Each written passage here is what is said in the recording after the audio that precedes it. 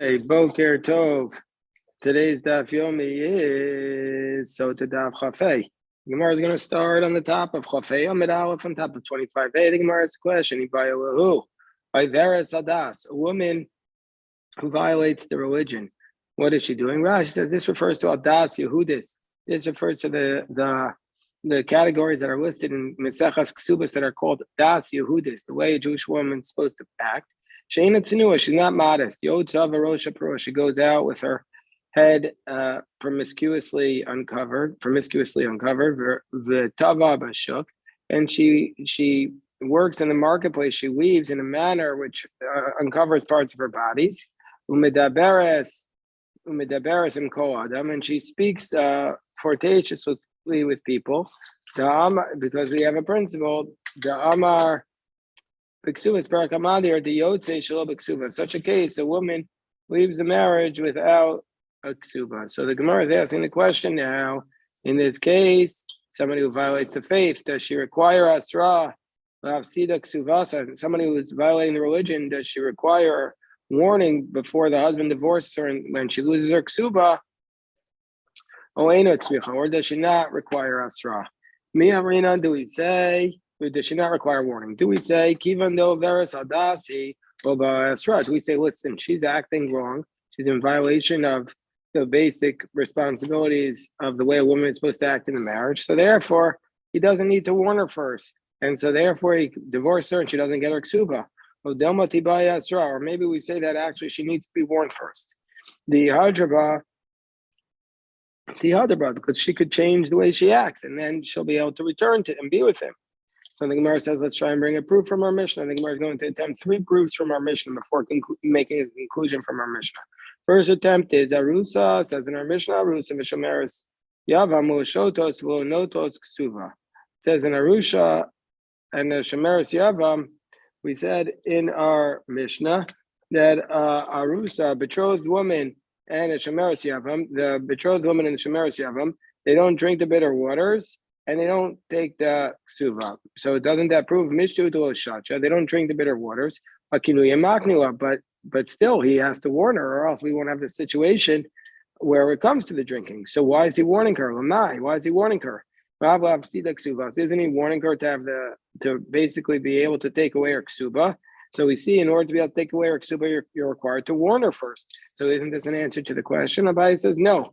The reason why he warns her is to prohibit her upon him, meaning to say that she, once he warns her and then she's secluded, she's going to be prohibited upon him. But if he wants to divorce her at that point, even without the warning, then she would lose her ksuba. So it's not necessarily a proof. Rav Papa gives a second attempt.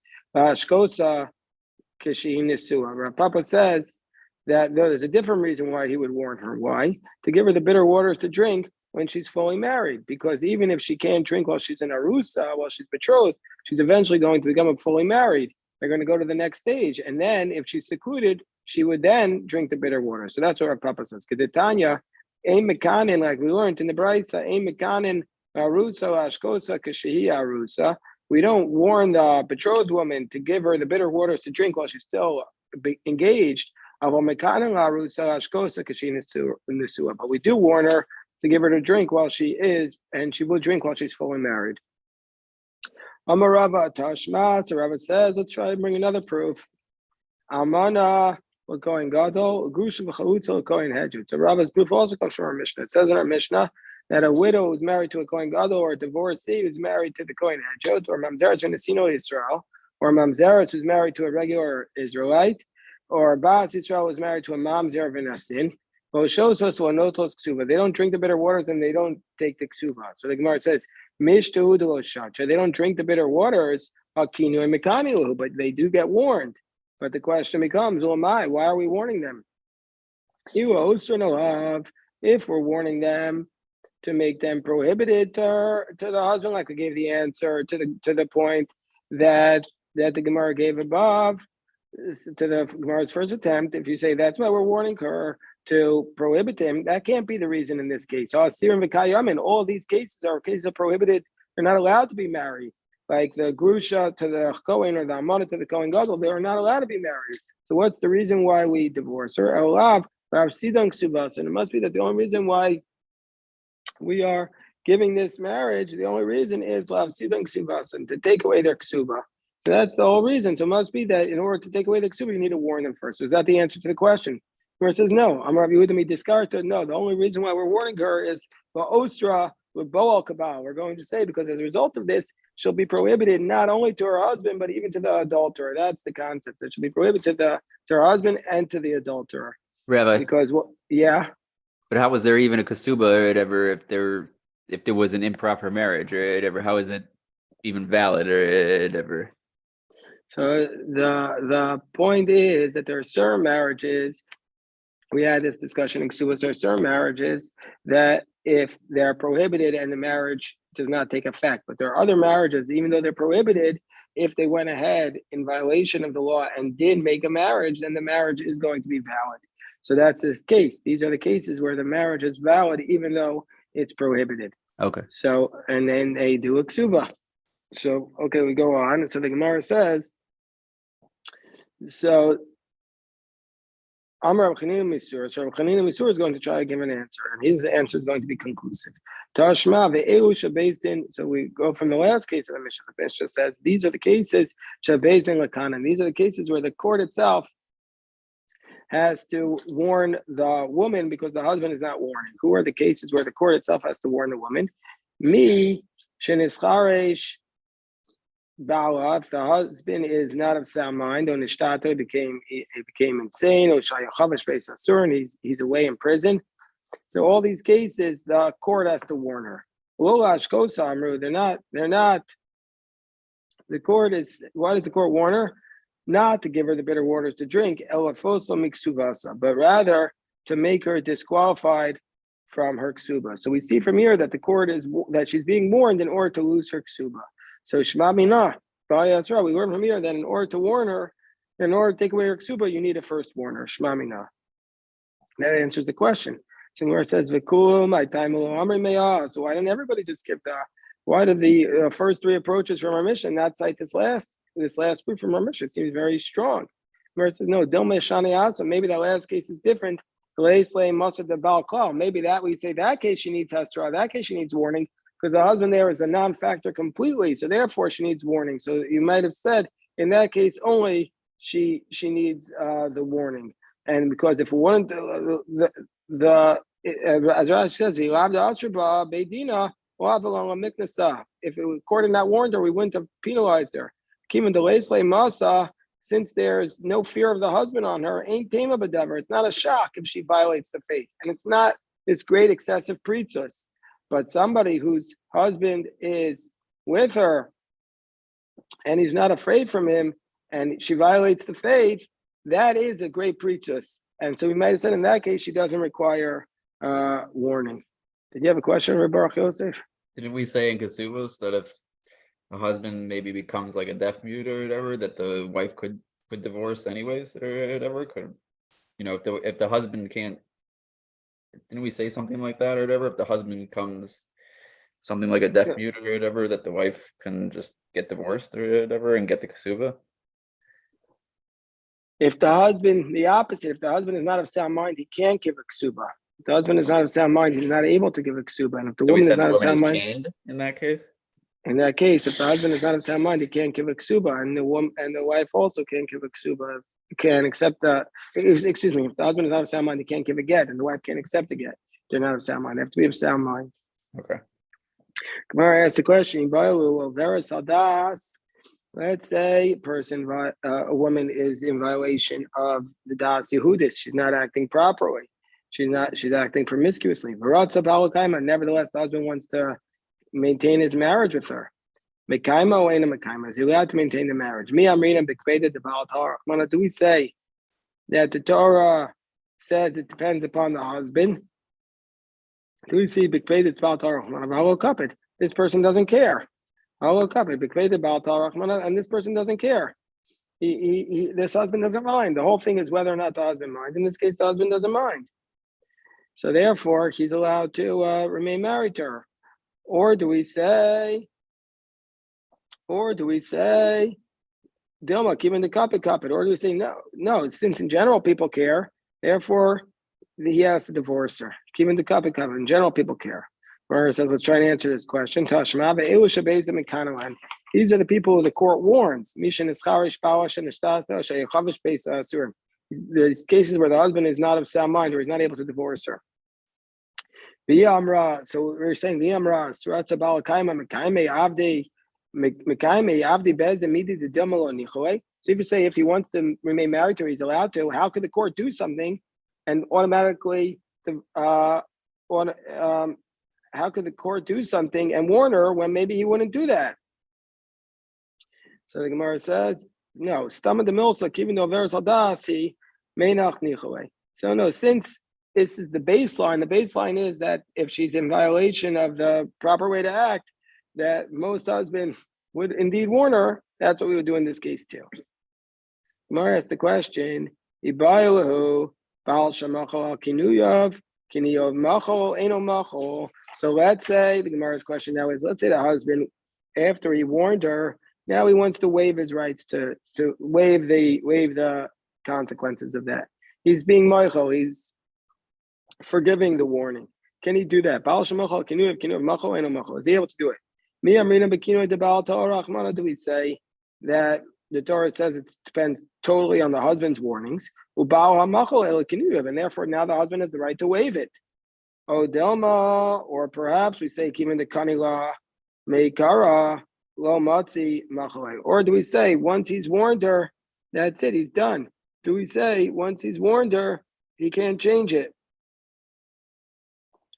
So therefore he's not able to renege it after the fact.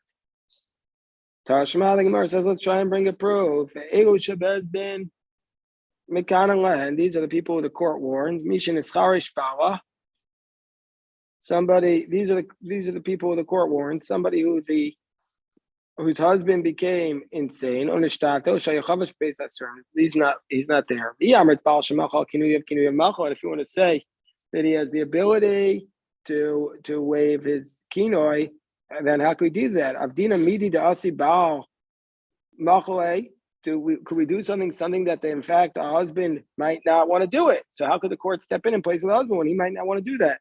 Where it says, well, stomach the mill adam maskim al das present. No, and most likely the husband would have agreed, and so therefore we would allow the husband to warn.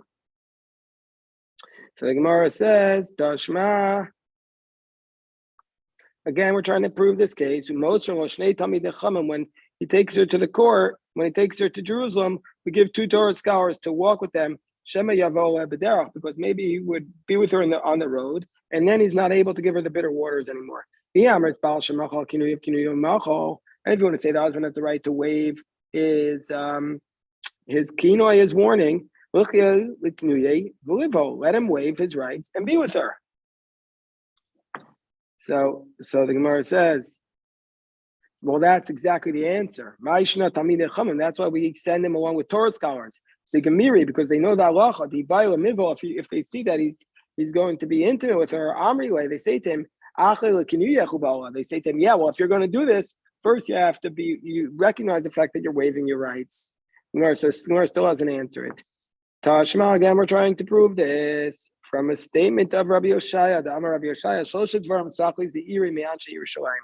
Rabbi Yoshaya said there are 3 things that people of Jerusalem that Zira told me from the people of Jerusalem. Okay, you want to hear what the people of Jerusalem say? 1, Baal Shamacho Kinuyav Macho. 1 is that a husband can waive his warning, even though he warned her, he can now waive it. Number 2, Zaki Mamre Sharatu Bezdin Limcho Lo Mochlin Lo. That, by the way, the Gemara hasn't addressed this question. Can he waive the warning? But it seems to be from that case, he can waive it even after she was secluded. Not only could he waive it before she was secluded, but even after she's secluded, he could say, I renege on my waiving. I renege on my warning. That's what seems to be from the case of the 2 Torah scholars. Anyway, they say, 3 things the people of the Zira said in the name of the people of Jerusalem. A, Baal Shemachal Kinuyav Machal. That one is that a husband waived his warning, it's waived. Number 2, Zake Mamre, a rebellious elder. He continued to teach even after the courts sided against him. Sharatu Bezdin Limcholo Mochlin. The court has the ability to waive their punishment of him. And number 3, Ben Sor Mora Sharatu Avivimo Imcho Mochel. A rebellious child, if the parents don't want to report him to the court and bring him, they don't have to. And when I came to my friends, my colleagues in the South, it's 2 days in a row we had the South mentioned. Yeah, yesterday's Daf Yomi says I brought a teaching up from the South. What did he say in yesterday's Daf Yomi? It said that he said, and so do we have the South here again. So he says, when I came from my friends in the South, they didn't agree with me about a Zakim Mamri. They said, the court does not have the right to overlook the rebelliousness of the rebellious elder, because that will increase disputes in Israel. And we see from here explicit proof that if the husband wants to waive his warning, he's allowed to. So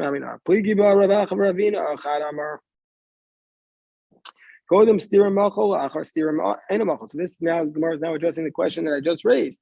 When we say that the husband has the right to waive the warning, do we say he can waive the warning prior to the seclusion, meaning he warns her, then before she goes in secluded, he waives it? Or do we say, but if he had done it la'achar stira, but after the seclusion, it wouldn't be warned? But when one says after the warning, he would still be able to waive her rights. It's more logical to say that if he wants to waive it after the seclusion, he can't do it anymore. Why? We learned this out from the response that the Rabbanan gave to Rabbi Yossi. The Tanya Rabbi Yossi Omar Bala Naman Allah. Rabbi Yossi says that her husband is believed about her. That what is the case we're talking about? We learned earlier in Daf Zayin, according to the Rabbanan, that the Bezdin of their city sent 2 Torah scholars to escort the husband and the wife to guard them, because they're concerned that they're going to be together on the road. And Rabbi Yossi says you don't need to send her with the 2 Torah scholars, to send them with 2 scholars, because her husband can be trusted to be with her. Why? Mikal v'chomer, from a logical argument, just like a nida case, she bekares. She is, if the husband is together with her when she's a nida, they get a penalty of kares. And yet the husband is allowed to have yichud with her. He could be secluded with her in the same room.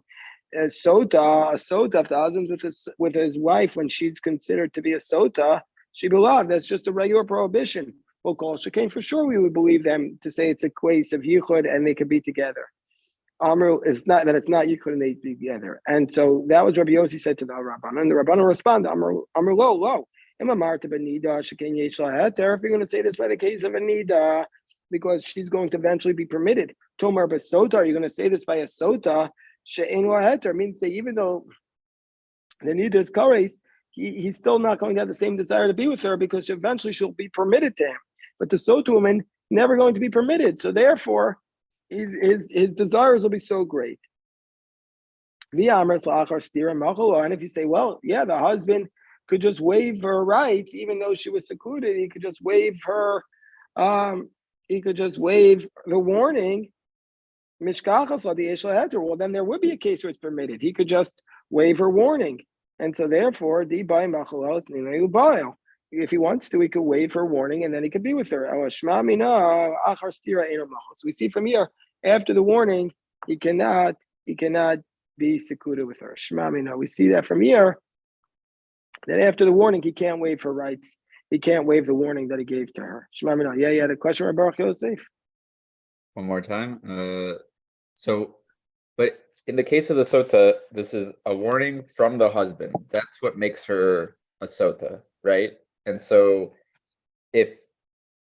what's the commandment that's being What's the commandment that's being failed here, or whatever? The commandment is that there's a prohibition from the Torah, and the prohibition we learned in the Gemara in Yevamos on Yud Aleph from the base, that it states that he's not allowed to be with her achrei asher hutma'ah, after she had sinned. Once she had committed adultery, then it's a prohibition from the Torah that you're not allowed to be with her.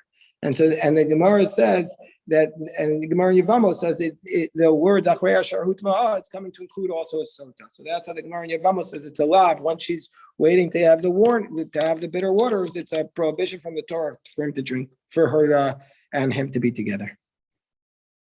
Okay, but that would be any case, or whatever, that she's either an adulterer or a possible adulterer. No, this is any case where there was warning and then she was secluded. He's not allowed to be with her, and so it's a prohibition from the Torah. Why is there even a question here whether or not he can cancel it or whatever? If we already have that's why the Gemara brings this as a proof that this proves that he can't cancel it, because otherwise he could have canceled it and then she would have become permitted to him. I just understand the argument or whatever beforehand of whether or not you could cancel it or whatever if we have this proof. Okay, so okay. The Gemara says Mesu Ba'alei and Achoshasu, that let's say their husband dies before they drink the bitter water. So then Beis Shammai had said in our Mishnah that if the husband dies before they drink the bitter waters, let's go back to find it directly in the Mishnah.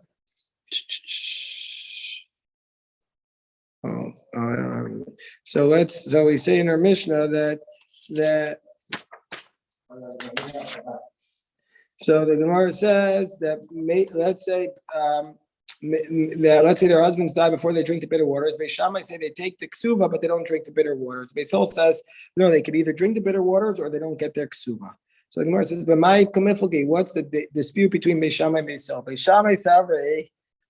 So the real question that's going to be here, the fundamental question is, who owns the ksuva at this point? Who owns the ksuva? Who's the presumption of ownership of the ksuva is in whose status? Beis Shammai savrei.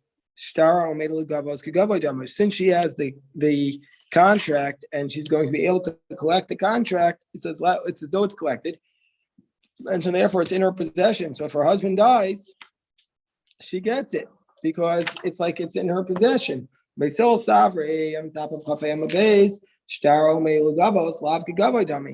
not. She hasn't collected it yet because she hasn't collected it yet because that even though the contract is ready to be collected, it's not like it's collected yet, and so therefore she doesn't get the ksuba unless she drinks it because it's not considered in her status yet. So the question is, who's the presumptive person owning it?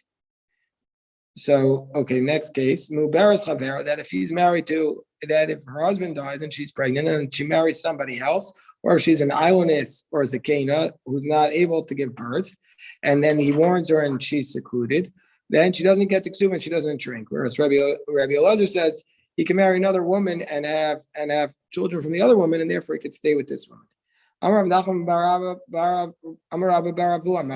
the machlokas between Rabbi Elazar and the Chachamim is bakara, that initially she was able to have children, and then she got a wound on her, and then she became an akar, she became barren.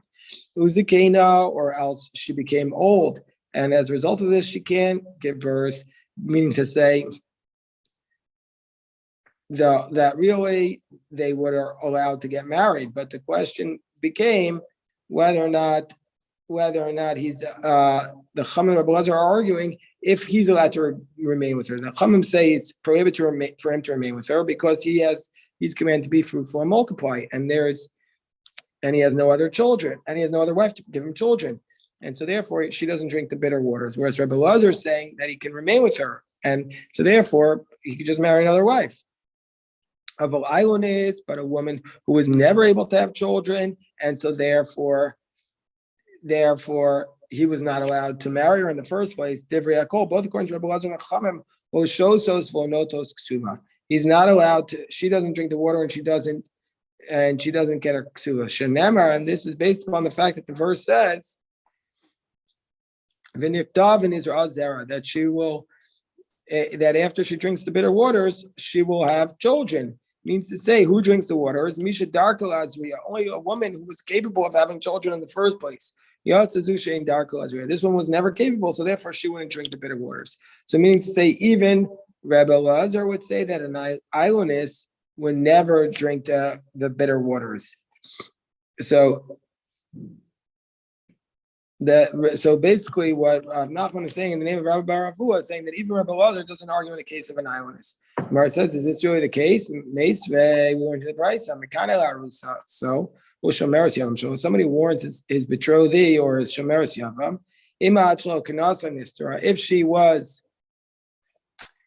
If she became secluded before he fully married her, she doesn't drink and she doesn't get the ksuba because he doesn't need to give her the ksuba because she became she did it to herself. But if she was pregnant and she was nursing from her friend, there she also doesn't drink the waters and get the ksuba. That's the position of Rabbi Meir. So Rabbi